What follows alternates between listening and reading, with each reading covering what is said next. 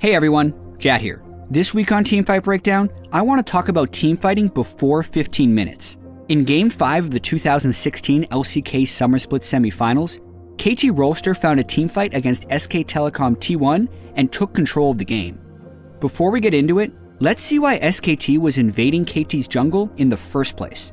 SKT has lanes pushing in mid and bot. This gives Blank's Hecarim an opportunity to invade KT's jungle and try and stop Fly's Lissandra from getting blue buff. The idea being, if KT respawn to Blank's invade, they'll lose minions to turrets and fall behind.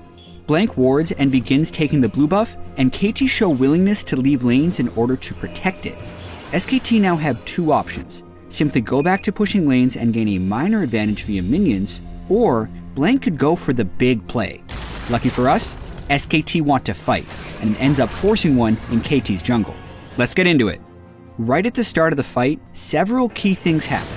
Blank lands a great Hecarim ultimate onto Score's Elise and Fly's Lissandra, sending them terrified back towards Faker's Karma. Faker throws his highest damage ability, a Mantra'd Q, at Fly and Score, but it flies right between them and misses entirely. Also keep in mind that both top laners want to join the fight immediately. Sumday's Gnar has a ward that's in a good position to teleport to, but Duke's Echo has to wait for Wolf's Trundle, who approaches from the bot side, to place a pink ward so that he can teleport in as well. The absence of that ward earlier now has big consequences, as it makes Duke late to the fight. Everyone on both teams become engaged in the fight almost instantly, and it becomes an all-out brawl. The moment Hachani's Taric arrives, he begins channeling his ultimate, Cosmic Radiance, onto Fly. This allows Fly to be extremely patient with his self-ult on Lissandra, as he now has two invulnerabilities to work with. Cosmic Radiance going off onto Fly, combined with the curtain call from Arrow's Jhin, forces SKT to make some unfavorable decisions. Faker and Blank splinter away from their team, as they don't want to stay near Fly while he's invulnerable. Meanwhile, the curtain call from Arrow zones Bang away from Wolf. So now, SKT are incredibly scattered, and Sumday's teleport is about to complete. As soon as it does, Score lands a cocoon on Blank. Sumday then quickly jumps on him and assists with the first kill of the fight. As Blank falls, Duke makes it to the fight, looking to salvage things for SKT.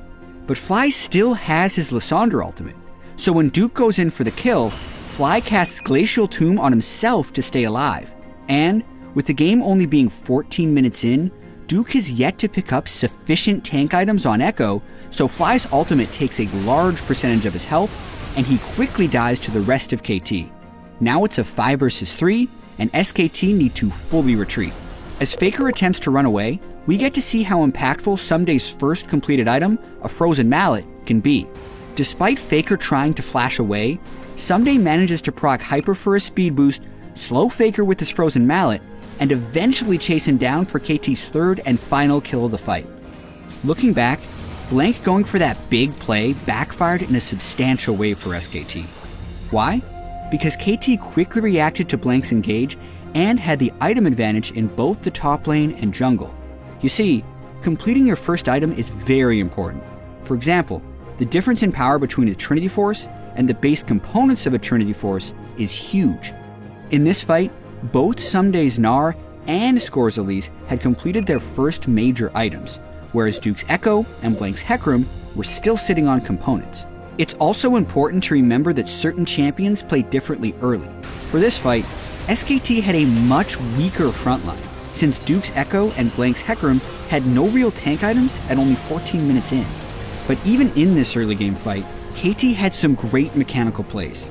Score's Elise did work by landing Smite on the blue buff early, then landing multiple cocoons throughout the chaos. Fly's Lissandra had perfect patience and timing, waiting to use his ultimate until it could dodge out of Duke's parallel convergence, while also hitting Duke for big damage. Sumday's Gnar also landed every skill shot when chasing down Faker to secure the final kill. Spectacular play from KT all around. With the teamfight win, KT took control of the game and completed their reverse sweep of SKT and advanced to the LCK Summer Finals.